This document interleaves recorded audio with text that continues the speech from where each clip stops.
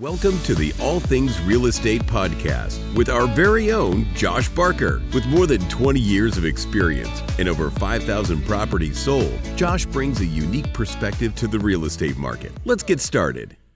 Joey Garton here with Josh Barker. Again, laughing off screen before rolling. It's bad stuff, man. Keeping it real here. Yeah, keeping it real. So last time we got together, Yep. The big topic was Zillow, the fact that Zillow had stopped their purchasing of homes. Yep. They were laying off a quarter of their employees. And what impact did that have? And you said, hey, not really, because they weren't buying anything here. Exactly. So it kind of segued into, okay, well, how much inventory do we have? What does the market look like? And one of the topics that rises in that is we don't see a lot of new construction, or at least, I guess that's a very subjective. I don't see a lot of new construction for inventory. Sure. Why is that? Well, I think what you're probably getting to there is like there's no meaningful level of construction that makes everybody go, wow, everybody's building everywhere, you know? And that's there. It's really a loaded question because it's really a question of, is it the chicken before the egg or the egg before the chicken kind of thing where, you know, if we build a lot of new additional homes to add to the housing inventory, do we have enough people to buy those homes that the contractors can keep building them quickly? Or is it a situation where if we build them, the people will come, you know? And that's what makes it really hard is that I think if you get too far ahead of yourself, there's this little, you know, devil's in the details kind of thing where absorption rate is really the guiding factor. How many homes are actually sold each month? And if you add too many homes to the housing supply and you don't have enough people to buy them, they sit. And if you're a contractor building new homes, that's a major problem. You know, we have seen over the last couple of years with the Carr fire and the fire that was there in Paradise, that really caused us to have this pretty big construction boom here because the homes that we were burnt down that were rebuilt, that added to our construction here in the marketplace. But it also gave an opportunity for contractors to buy vacant lots too and build homes as well. So we're starting to see some construction. It's not all bad. It's definitely getting better. It's starting to trickle in as far as like final production hitting the market. Oh, yeah. Yeah. I mean, a lot of the car rebuilds have already been done. The homeowners, most of those have already rebuilt at this point. Some of the vacant lots that were sitting out there in the inventory that were homes that were burnt down that were purchased by contractors, most of those have been rebuilt. There's still some vacancy lots out there, but a lot of it has been done. A majority of it has. Do we have, my next thought is like our volume, how many contractors do we have? Because I can only think of a couple of larger names of actual, you know, subdivision developers, right? Yeah. Versus individual contractors. Yep. You know, it's, I'm not going to go into the names of them because that would be disrespectful to anybody I didn't mention. Yeah. But, you know, there's 4 or 5 larger ones in town. We have a large national home builder that just came in and acquired a subdivision in West Reading that's going to be building, my understanding, in the spring. But as far as contractors, I mean, there's a lot. I don't even know how many. I mean, it would be over 100. Because a lot of them just do, you know, 1 home or maybe 2 homes a year, and they do it for, you know, for that reason. They only want to do 1 or 2 a year. So there's a lot of people that do that. And then there's some that are actually more production and volume minded, and those are the ones that we normally see running around the market. So in your opinion, do you think we have enough new construction in Shasta County? I mean, I don't even know what the inventory numbers would be for that, but it seems like there's almost nothing. It feels that way, but there is. I mean, and do we have enough? Probably a little light, but for good reason, right? So right now you've got some challenges with contractors. I mean, what they're dealing with right now is you have the labor shortage itself, right? So that plays into this. Can I find enough people so if I go out and make promises and bids on different projects, can I fulfill those promises and bids with people? And then you have the wage piece of it where, you know, some of these folks are, you know, the wages they're competing against each other a little bit. Some contractors are taking, you know, labor from other contractors. And so that's causing wages to go up because one way to lure them over is wage. Sure. And so we're seeing some of that happening. You know, we talked about in our last video about, you know, the disruption of the supply chain. And, you know, when it's harder to get access to those products that you need, home products like appliances and I mean, even paint. I was talking to a friend yesterday who said that they ordered their paint and it took them like 60 days to get the paint.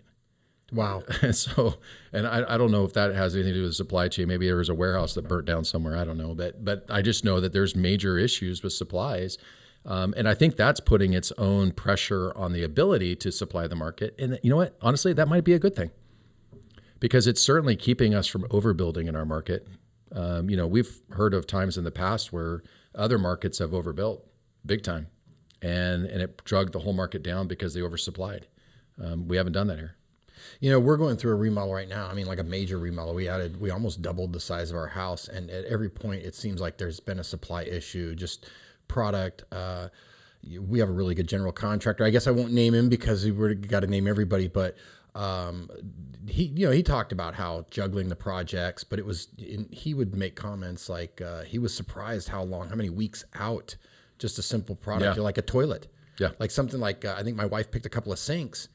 And, went down, picked them out, and then they called back and they said, oh, yeah, we can have those in about 7 months. And she was like, what? And like, what's my other option? Yeah, it's like, show me sinks that we can have within the next few weeks. So we're a few weeks behind, but we also dealt with issues with permits and stuff like that. It just seemed like every step of the way was pushed back a little bit. Yep. And I really don't think it was the contractor because his communication level was so high. And so I just think you're right. There's a lot of supply chains that are disrupted. And we had an issue with the paint too, where they were just like, oh, no, that one will be months out. So like when she went to choose the paint, they gave her guidelines and she said, hey, what can I get now? Yep. Oh, okay. Well, then only look at these. Yep. Same thing with appliances. And we even got a couple of furniture pieces. And I was shocked. We went in, they're like, oh yeah, you can have that in a year. And just add and put that at scale. I mean, imagine you're a contractor that has to develop, 40, 50 homes in a year, right? I mean, think about all those disruptions where you have a great supplier, but all of a sudden that supplier is now disrupted. And so now your go-to supplier is no longer reliable, and it's just, it's a challenge. I think if we go forward and look at the next 2, 3, 4 years, I do see there's an opportunity for us to see some construction here at a meaningful level. And I suspect that with the demand that we have coming from Sacramento, the Bay Area, and Southern California, that a lot of that is justified. I think we'll be able to fill it. I think there's a lot of homeowners that are currently living in homes now that they're looking around going, well, I have to make a decision to remodel my home, or if we want, we can go pick a new one. And if there was enough of those new ones out there for them to choose from, they might make that choice instead. And so they buy a new home that now provides a resale home to the market as well. And it's a healthy thing when new construction is being added to the existing housing supply. If anything, it's going to help us to stabilize the appreciation piece because seeing appreciation jump as fast as it has is going to price our children out of a market that we don't want them to leave. That's one of the things I think about is that everyone gets very excited. Well, if you're a homeowner, you get very excited when, rates or home appreciation. Yeah, it goes up. Thank you. But as the younger home buyers, that's not, or even people that are thinking about, I've heard a couple of people like, well, I was thinking about selling, but then what do I buy? Yeah. They want to downsize. They want the kids have gone off to college and they're like, I kind of want like a smaller home. Yep. But they're like, you sell, but there's really no inventory. I know there's inventory. But as far as like numbers go, I think in your market update you were talking about our numbers are pretty much just over 600 homes right now. And last year it was just over. Well, it was a little higher, about 700, but yeah, it's pretty similar. The whole last 12 months, 18 months since COVID has been, the housing market, the inventory has been depleted. Yeah.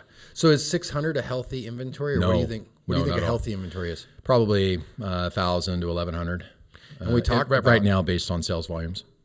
And we talked about how there could be, with the forbearance programs and things that are happening, that we might see some inventory hit the market, a large volume of homes hit the market. Yeah, in one form or another. They might be just regular sales because they have equity, or they might be short sale if they didn't have any equity, in worst case scenario, foreclosure. And there's going to be a portion of those that distressed property from our last video that's going to be there. I don't think it's going to have a massive drag on the market because the numbers are, even if half of them came to the market, it's not large enough to be, life-changing in terms of what prices will be. But, if you were to describe like this, like perfect housing price appreciation in the market, it would be really 2-3%. It'd be enough. Track inflation. Yeah, stay ahead of inflation just a little bit, right? Not today's inflation, but normal historical inflation. Because if prices go up about 2 or 3% a year, after about 3 or 4 years, you could choose, if you wanted to sell your home. You'd have the equity necessary and probably have enough money to put something down on the next home. And that's what you really would want, is because then people every 3 or 4 years have options if they choose to take them. You know what I mean? That'd be perfect. You wouldn't want to be too much faster than that in appreciation because like we talked about, you want your children to have the capacity to purchase a home and stay in the community that they grew up in, right? You want the person who provides professional services and even just regular blue collar services in a marketplace, you want them to be able to own a home as well. So they stay. You want everybody to have some level of an American dream, and it's based on merit, of course, but you still want to provide some ability that when you do the right things and you work hard, you should be able to own a home. And that's what I love about Reading right now is that we still, for the most part, can do that. It's still affordable. It is. And I don't mean to disregard anybody that's not able to afford a home because we feel for that too. And we want to see that get solved. But the only way that's going to get solved is if we add homes to the inventory. So if someone was coming to you and said, hey, we're thinking about building versus buying, do you point them in a certain direction? Well, right now, building versus buying is interesting. I would suspect that, you can obviously build and for equal to what you can buy an existing home for. And the only proof of that is in the fact that builders right now can build a home and sell it on the market, right? Got it. So you can do it. But there is time involved. So if you're thinking today, hey, I might want to build a home, it's probably, if you even got started today, it's probably going to be about a year out. And it could be even as far as maybe a year and a half. And that's with most people doing all the things right the whole way through. And that's because of the things we talked about, the supply chain disruptions, the lack of labor, how long it takes to get things done. So first thing to think about is how long will it take, right? Next thing you're gonna be looking at is, a lot acquisition. Are you buying an existing neighborhood with a lot sitting there waiting for you? Where the developers got the plans already ready for you? Or are you gonna go out and find a lot on your own? That takes time. And so it's totally doable. But if you haven't done it before, you're definitely gonna wanna pair up with a really reputable builder. They should be able to help you through the process of designing a floor plan. Share with them what your budget is so you can design a plan where you get what you want for the price you want. All those pieces are going to be a big part of it if you're going to make that decision, but it takes a while. Do you think it's a good investment right now? Do you think that, because one thing would be, hey, I want to do this because I have my dream home in my mind. And so I want this exact home. Yeah. You're like, okay, then you got to build it, or the other would be like, well, I'll make equity, because I'm building even with a general contractor, I should pick up a certain percentage, right? Yeah, the word yield spread premium comes to my mind, right? But that's not a great way to describe it. But are you saying, is there a clear benefit to building over purchasing existing homes? No, there is no financial clear benefit. Really? No, it's probably slightly more expensive to build a new home than it is to buy an existing one. Wow. So you don't think you're saving a ton of money in that way. But look what you get in a trade-off for it. You get a little bit of a house that's more along the lines of exactly what you wanted. It's new, so it comes with the benefits of less maintenance and repair in the next 10 years. Roof, HVAC system, all that stuff doesn't need to be replaced in 5 years. Exactly. So there's some built-in conveniences that you get by buying new. And so maybe on paper it's slightly more expensive, but maybe over the 10-year period it's not. But I wouldn't say that it's a no-brainer to build right now versus buy. Are we seeing anything outside of single-family home construction going on? I've always heard that Reading doesn't have enough. I don't know if the term is low-income housing or what the proper term is, but basically like multi-unit.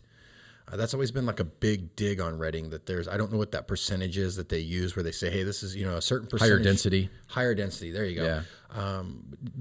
We're not seeing any of that, right? I don't even know if we have enough zoning. Well, the zoning isn't an issue anymore. State of California passed a couple of laws where they're basically pushing back on the cities and saying you have to actually increase your density for the housing.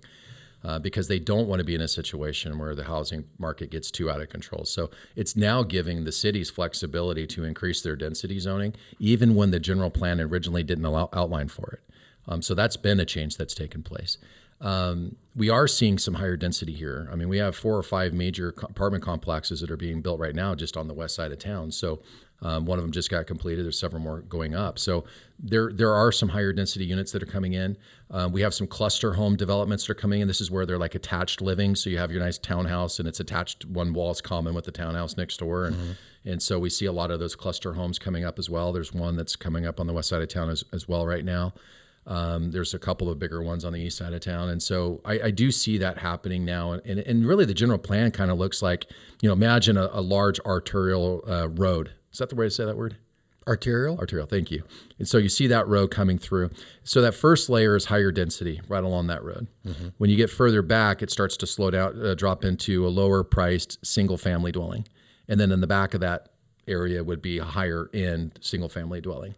And so we're starting to see that kind of pattern up and down the state. So arterial road, higher density right next to it, then smaller single family, and then larger homes behind that. And I think that's kind of the game plan I see a lot of the general plan looking like. I wasn't aware of all that, the multi-unit. I just noticed that I always check like multi-units for sale. It's just one of those things I like to check, and you see almost nothing for sale. They're not selling them. Yeah, they're not selling them. No, they're being built to hold, and some of them are using state money, and so a portion of it may be like a low rent scenario, whatever that means. Because I'm not going to talk about the project, but I'm looked at one recently. I'm like, that's called low rent. Wow, okay. But there's some people are tapping government money to do that, but a lot of those bigger ones that I'm referring to, they're not being built on speculation and then sold to the market. They're being built and held, and probably will get occupied, establish a cap rate, and then maybe at that point, if they decide to, they might sell it at that point and exchange somewhere else. But no, I think the people you're seeing right now building are holding them. So you talk about that. Do you want to talk about the cap rate at all? Is there like a cap rate that you'd say is the Shasta County cap rate? I talk to folks that are down in the Bay Area in Southern California, and it seems like their cap rates are averaging on the really low end, and I don't know why they do it other than future appreciation, but 1%. And I see them as high as maybe 3.5%, and that's pretty normal. For them to find more than that, it's that, highly educated investor that knows how to find the deal, right? But for average, investors, I'd say 1% to 3% down there. Up here, you're seeing cap rates that are about 5%, and they go up from there. You see them 7, 8, 9%, but it really depends on the condition of the property. So our newer inventory, the newer stuff that you're going to find, and if you get a good buy on it, you might find a cap rate at 4.5%, 5% on new stuff or newer stuff. As it gets older, though, that cap rate starts to go up, and it looks like a better return on paper, but that's because it's going to come down the road with more maintenance and repair and stuff like that. We have investors looking up here because the cap rates are more attractive than bigger cities. And if they're expecting a return, a place like Redding is an option. Does the cap rate usually rise by the number of doors in the units? It could, but it really has to do with, how much money are you putting into this project, right? Mm-hmm. And then what is your net taxable income when it's done? And the reconciliation between those two numbers essentially is how you're going to establish a cap rate. What about that whole 4-unit to 5-unit step? Because a 4-unit or less is a residential loan. So it just looks like oftentimes I see a fourplex that's more expensive than a 5-plex. You know what I mean? And I think it's access to credit. Yeah, the availability to finance it versus the second you go to 5 doors, it becomes a commercial loan. Yep. Rates go up. You have to put much larger down. Yep. A young person, you don't have to be a young person, but a young person starting out their first purchase could be a fourplex. You know what I mean? They live in one of the units and say, yeah, this is my primary residence. Yeah, and I've met clients over the years that have done that. It's genius. Yeah, it's brilliant. It actually is, because you're getting in with less money out of your pocket. You're because you can buy them for much less than what you buy an investment property for. Mm-hmm. And then when you go and you purchase it, now you're renting out the other 3, usually almost always covers your own personal rent. So now there's no expense to your living expense at all, and you're building equity. It's pretty incredible. But your point there is really well taken, that up to 4 units you can use FHA financing, which means that you can increase the amount of buyer demand for your property. As soon as you go to 5, the down payment goes way up. It shoots way up because now you're into a non-conforming product. And when you're in that zone, the investor pool, you're getting rid of all the other folks. And now you're only with investors essentially that can purchase that property. So it narrows the market. And that's why you could see a 4-plex selling for more than a 5-plex. I don't know how commercial loans work, but in the past when I've dealt with them, it's like that, they also want a much larger down payment. You know what I mean? It's like, I think it's 30% maybe. You might on average. Yeah. And then on top of that, like I said, the interest rates are, I think when residential rates were in the low 3s, I still think commercial was 5, maybe 5 plus. Yeah. And, I think in our last episode, you talked about 1% interest rate reduces your buying power by 10%. So you can see why, right? Is that about right? Yeah. So for every 1% the interest rate goes up, the purchasing power goes down by 10%. So if you qualify at $400,000 at 3%, if that rate then goes to 4%, now you only qualify for $360,000. Now it makes sense why you'll go in and you'll see a property that's 4plexes on parked side by side. And they're like, why didn't you just build a 16plex? It's like, because I can sell these 4. Correct. They're probably on 4. Yeah, they're probably on 4 separate lots and have the ability to be financed differently. You have access to credits a lot different, and that's probably a smart move. Absolutely. So you're comfortable with the level of new construction. It's by it staying just a little bit underneath it kind of is a safety net for those builders, to not overbuild. You're comfortable with the level of commercial building the projects we have. What the marketplace moving forward, if we're underneath our inventory, isn't that just going to cause the appreciation rate to be much higher than you think? Which kind of, if anything, if we do get to where inventory meets and exceeds, we're going to see like a drop, right? Yep. I think the best way to describe it would be, because, absorption rate is really what it is. I mean, a healthy market's going to be about a healthy market, about 4 to 6% or 4 to 6 months supply of homes, meaning that it would take 4 to 6 months to sell the existing inventory if nothing else came up for sale in the market, right? Our inventories are too low right now because our absorption rate right now is probably sitting at like 2.5 months supply. That's why we're appreciating so fast. But as people start to get moving again, as the supply chain, starts to get moving, as people start going back to work, as, people feel more comfortable with whatever this pandemic thing is now, whatever that looks like, you'll start to see our inventories begin to grow out of this. I expect this spring that we're going to see our inventory grow. Okay. And will it grow really fast? It's hard to tell, but if it does grow, that means that our appreciation is going to begin to taper off. And that's not a bad thing. I mean, for those that are thinking, oh, that means the crash, it's like, no, it just means that we're hopefully transitioning back to a more stable and slow, steady growth real estate market. We don't like big swings in real estate. It affects people's lives too much. It's much safer. It's much more comfortable for people when there's just slow, predictable, steady growth. When was the last time we had that? Not very often, man. 20 years, I think I saw the tail end of it in 2000, 2001, 2, and then by 3, it started to turn into a pretty crazy market, and it's been bouncing really bad ever since. But prior to that, if you looked, it looked actually pretty stable. It's interesting. I kind of wonder if it has anything to do with policy too, because it seems like the more that the state has implemented policy in the housing market, it's really began to disrupt inventory. And if the Bay Area and Southern California were able to increase their housing supply, or have some more flexibility with expanding out to other areas, places like Redding could do it with a little lower cost, the housing issue could probably solve itself. I mean, for example, I talked to somebody before and I said, if we went back to the building standards of 1992, right, mm-hmm. and just did that for homes up to like 1,500 square feet, and we said we're going to do that for the next 36 months. Do you have any idea how many homes would be built in the lower end? A lot. A ton, because the cost would be so much lower, right? They wouldn't be dealing with all that added regulation. And so within 36 months, you could have that's not going to solve all the problems. It would be to be a meaningful contribution to solving that housing issue.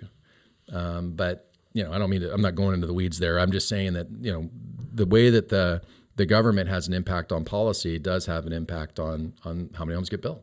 Well, I think a perfect example of policy impacting the market was the capital gains laws that changed in the late 90s, which said, a married couple can waive up to $500,000, a single person can waive $250,000 on your primary residence if it's been your primary residence 2 out of the last 5 years, and you can do that unlimited number of times. Yep. I mean, at that point, you really turned up the flipping of buying a new house every 3 years. Yes. Right. Especially when you combine that with an appreciation market and easy money. I mean, the next word that went to my mind was casino. I was like, wait, did they just make a casino?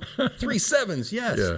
So, I mean, I think that had a huge impact, right? And all these things are, there's just so many different variables now that have an impact on market, valuations. And I think that's part of the challenge is, now when I look at what, the government's doing, it's not, I'm not taking a position left or right or in the middle or anything. No. I'm literally looking at policy and going, okay, with that policy, this is probably how it's going to play out on Main Street so that it can, be well advised on how to both help our clients, but also, for our own investment portfolio, what moves we need to make. Well, can you imagine if all primary residents, you have to pay 15% capital gains. You don't think that would slow the market down? Slow the market down versus, hey, let's sell it and buy a boat and buy another house. Yep. No, I think that absolutely, and that has nothing to do with left or right either. It has everything to do with just the policy. Yeah. And it controls behavior. It has an impact on behavior. Absolutely, and our access to money. And I wonder how that's going to play out, because we've for a very long time. When I bought my first house, I think in 2001. And I got like 7%, and that was really good at the time. Yeah. And money has been so cheap for so long. Yep. And I don't see any really stopping that. It's almost like it's the new norm. Right? I think so. I mean, we're not wise enough and old enough now to, to see, 80 years into the past. But I mean, when I got in the business, interest rates for FHA were over 9%. Yeah. And right now they're in the low 3s. Yeah. So, and I've seen it this low for a long time now. For them to raise rates is actually a pretty scary thought for me, because most people purchase homes based on what they can afford for a monthly payment. Mm-hmm. And so whatever the rate is has an impact on that, on what the purchase price is going to be. So if rates went up to the 9% that I'm saying that I had 20 years ago, that would have a significant impact on what people can qualify to purchase. And that would immediately drag the market down. So no idea. All I know is that if they really can't raise the rates back to the days, the old days. It's just not something that can be done without having a significant consequence. Yeah, no, I don't see, and that's another example of policy, and that's something that's transcended whoever's been in the White House or whatever. That's been for almost 15 years now. Rates have been super low. Yeah. Well, Josh, thank you so much today. I appreciate that. So if someone's thinking about building or buying, or that your phone number is going to be listed, they can call you direct and ask and get your advice. Yeah, just type it into Google or go to reddinghomes.com if you want to see any of that stuff. Awesome. Thank you, Josh. Yeah, you bet. Have a good one. You.